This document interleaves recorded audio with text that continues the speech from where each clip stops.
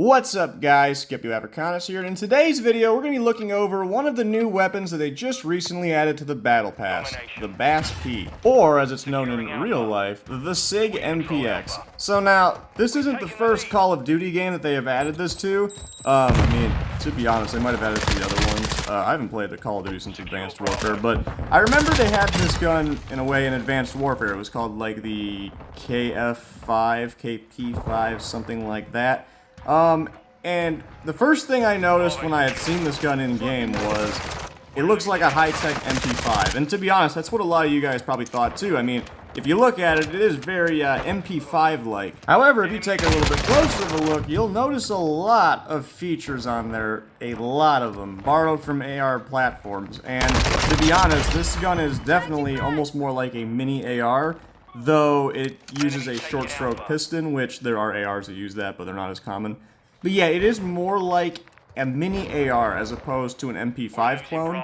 Now, we'll get into comparing the actual, like, differences between this and an MP5, because again, at least me personally, I feel like they look pretty darn similar, and actually, again, like I mentioned, I thought this was just an MP5 all tacked out.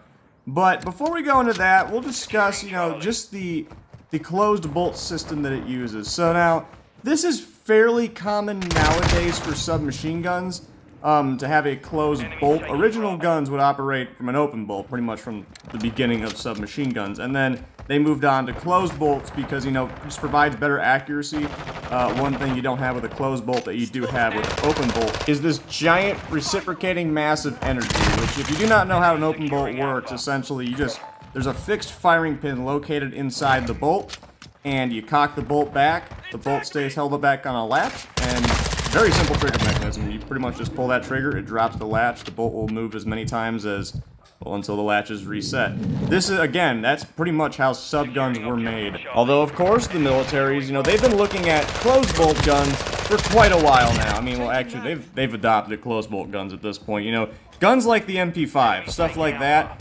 operating from a closed bolt, you don't have that big mass of the bolt moving forward on your first shot to, you know, throw the shot off. And they've been in use for quite a long time, obviously.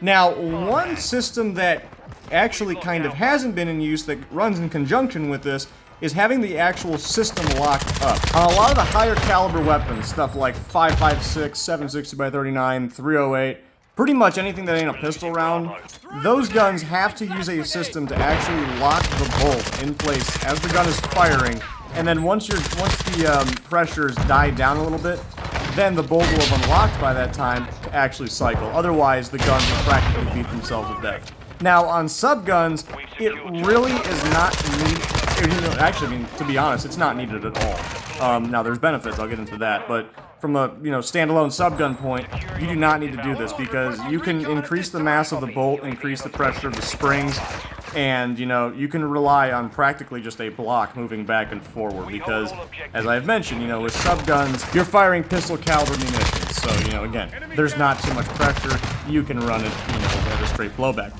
As I mentioned before, though, there is certainly benefits to having this gas system in place. One benefit is the reduction of weight significantly. So, now as I had just mentioned, you need to increase the mass of the bolt in order to counteract the forces of that 9mm. If you have a locked system like this, well, you're relying on more of the gas system as opposed to sheer mass. So you can substantially lighten the bolt, which overall lightens the gun and all that. Second thing is it definitely helps with recoil. A lot of guns, if you have ever shot these, you will notice that if you shoot a blowback versus a, you know, anything locked system that's in the same caliber, you'll notice that the locked system does tend to lend itself to having way less recoil in it. So with all that being said, let's now look into the actual bolt system of the SIG MPX and then compare it to the H&K's MP5 bolt. You'll see there's some major differences between the two. So starting off, we have right here the obvious SIG MPX bolt, which if you are familiar with AR bolts, there's a lot of similarities you're seeing here. Obviously, you got a little bit of a guide rod and everything out there, a little bit different. But for the most part, this is your whole bolt system for the SIG MPX. You know, when the bullet is fired, you will have gas pressures, or gases vented through a hole located further up the barrel. It'll push up against that little guide rod, pushing that bolt back, and then as the bolt goes back, that bolt head slowly unlocks until, well, pressures have vented out to a safe level, and then the entire bolt is free to move back, cycle forward, relock, and repeat the process. Now, let's compare that to an MP5 bolt. MP5 is what they call roller locked. This is a pretty old system, actually, very famously used in guns like the G3, or as I call them, like kind of the bigger MP5. Guns like the G3, the STG-45, some of that nature. It doesn't rely on an actual turning bolt head. Instead, it relies on these rollers to keep the whole system locked, and then, again, once gas pressure has, vented out, those rollers will actually push into the bolt head and then allow the whole entire system to unlock. Honestly, I'm going to show a video of this real quick. I find it kind of hard to explain how it works. So, I got my G3 bolt right next to me, and I'm going to just go into... A G3 bolt is a little bit different from an MP5, but you kind of still get the idea. So let's hop onto an actual camera, and we'll show how that works. Alright, so I got my G3 bolt right here. Actually, this is technically a set-me bolt. I mean, they're honestly the same thing, really.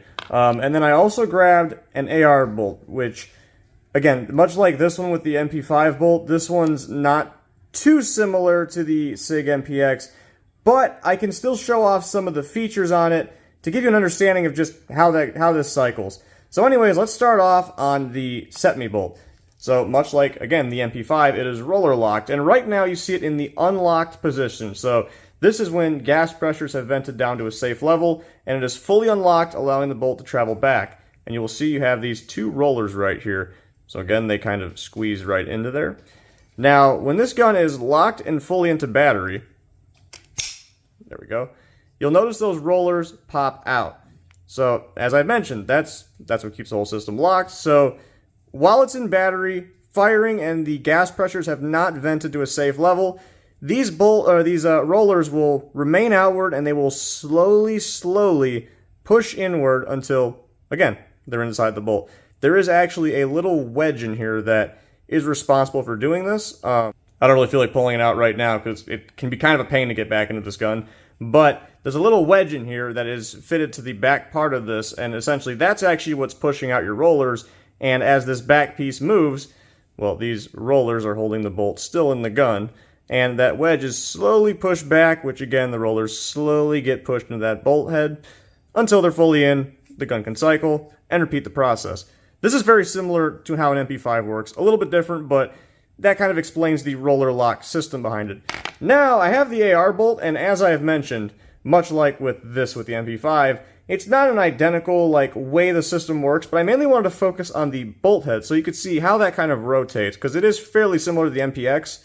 So on the ARs, they use sort of gas, it's a weird gas system they use for this. But on the SIG MPX, of course, it has those guide rails. So as I have mentioned, when the bullet goes down the barrel, you're going to get a little bit of gas that seeps right through a gas port, and it's going to go, we'll just pretend that the guide rails are here that I just showed. But that gas is going to press against those guide rails, and by the way, your bolt would be something like this, where it's actually turned in this would be fully into battery. This is locked in, and there's some metal, of course, butting up against there with the same shape of this bolt head. So as that gas is pushing from the top, you'll see this little gas key right here, and there's a little groove right there. And as this bolt head is pushed back, or not bolt head, as the bolt is pushed backward from the gas, slowly you'll see it'll just start to turn until full travel. Now it's free to move back, go right back in, repeat the process. So that's basically the differences between the system used in the MP5 and the MPX. Again, I don't really have an MPX or an MP5 to show you that, but this kind of explains how that all works. Before we go, I figure I might as well show how a straight blowback system works, just because I have a bolt from one. I don't have an open bolt gun, sadly, because you can't really own those. But we'll show how the straight blowback system works, because, if you remember the whole locking system that we just discussed, where, you have either a bolt head turning, you have those rollers moving in to keep gas pressures at a safe, level. With the straight blowback, it relies solely, as I had mentioned, on the mass of the bolt, as well as some help from the springs, though this one's mostly mass of the bolt. So you can see there's nothing to turn or to, roll or any of that stuff in there. It is literally the bullet will be sitted right behind that, and it just sits around the barrel as it fires. Just that heavy weight, just counteracting the force of the 9mm. So yeah, I just figured I might as well show how this stuff works. But anyways, let's get back into the MPX. And there's some other cool features we're going to talk about now. Now, one point we keep bringing up with the MPX is how AR-like it is. Now, aside from the gas system and all that, even more AR-like is its controls. You'll notice the obvious thing behind, like, you know, when you aim down this gun, it's got an AR-style charging handle, and it translates to pretty much all the other controls. Very similar on the safety selector. You got the same style mag release, you got a bolt catch on the left side. This gun also does feature some, I don't want to say like really differences, because with how much stuff there is for ARs, you could probably copy a lot of this. But there is a actual like right-handed bolt catch on the right side right here. But yeah, for the most part, you know, again, when it comes down to controls, super AR-like. And now another thing we'll get into with this gun, now with military-style submachine guns, it's something that's very common. But this is one thing I want to bring up when it comes to like the actual competition market, like people that shoot PCCs for matches, is the double feed magazine it uses. So now typically with a lot of civilian-owned PCCs, you're running a single feed magazine, typically a Glock magazine. Now with the MPX, it uses its own proprietary magazine, which we can see here. Double feed. It's a nice feature because it's a lot easier to load a double feed magazine versus a single feed one. A lot of times you need to start using a loading tool for that single feed when you get to the last few rounds. One thing I don't like about these, though, to be honest, just to bring it up, is they're very thick. You know, I got like a PPS 43 mag for collection, and that thing's a hell of a lot thinner. I always hated how these looked, with how just. And honestly, when I look at these pictures right now, it doesn't look as bad. But like when you actually physically see one in person, it's something. It's just something little thing that just bothers me. But either way, you know, it is certainly a nice feature. So now, all things considered, let's look into the actual service use of this gun. And actually, I'm going to branch this off again into two main categories, because the first category we're going to talk about is like actual military service. To be honest, these aren't really used that much. I know they're being looked at quite a bit, but there really is only like 4 countries that are actually, you know, actively using these, and it's fairly small numbers. Which again is kind of a shame, because these are actually some great subguns. But I will say, when it comes to like the PCC like competition market, these things are super common. Now typically you don't see them with this short barrel. And if you do, it's a pistol, so they're running a pistol brace. But a lot of times, at least for me personally, when I see people running these, they're actually running like a 16-inch gun, and, you know, so they can have a stock, or probably just so they can get the 16-inch a little easier. Which, you know, like a little side note with that, like, I think they look dorky as hell when they have a giant barrel like this. That's actually why I went to a Beretta CX4, because it runs a 16-inch barrel, which I personally like for 9mm, but it's way more compact. I mean, this just looks dorky. But I will say, though, when we considering all the stuff we have talked about with the whole gas system and all that, and then you consider the extra weight this adds, I mean, recoil is practically non-existent. So now, lastly, we're going to talk about caliber. Now, obviously, it's 9mm. Well, it seems like at this point they're all 9mm. But it is pretty cool, though, because they did mention the idea of, well, like, supposedly with their Gen 2s, they were going to release, like, sort of a conversion to where you could fire 40 cal as well as 357 SIG, which, personally, I just think a 357 SIG, anything is friggin' cool, let alone a 357 SIG MPX. But I guess with those, it's like, I tried, it's honestly the first time I've been hearing about it, so I did a little bit of research on it, but it doesn't seem like they've ever released that, and they've been talking about it for a couple of years, and it doesn't seem like it's been released. But so for the most part, you're running 9mm through this, which kind of obvious, but again, it'd be cool if, you know, you got some 357 SIG variants. I might be willing to drop a couple thousand for one of those. So anyways, that is going to do it for this video on the BAS-P from Modern Warfare 2, otherwise known as the SIG MPX. If you got any other suggestions, like some other guns you would like to see me do next for this whole little series, feel free to leave them down in the comments below. I kind of got a little plan on which ones I'm going to be doing next, but if you guys want to see certain ones, I know some people are recommending me go over certain calibers, which I'm certainly going to do. But if you guys got any certain guns you want to see, feel free to let me know down in the comments below, and make sure, you know, to like, share, subscribe, all that good stuff, and I will see y'all later.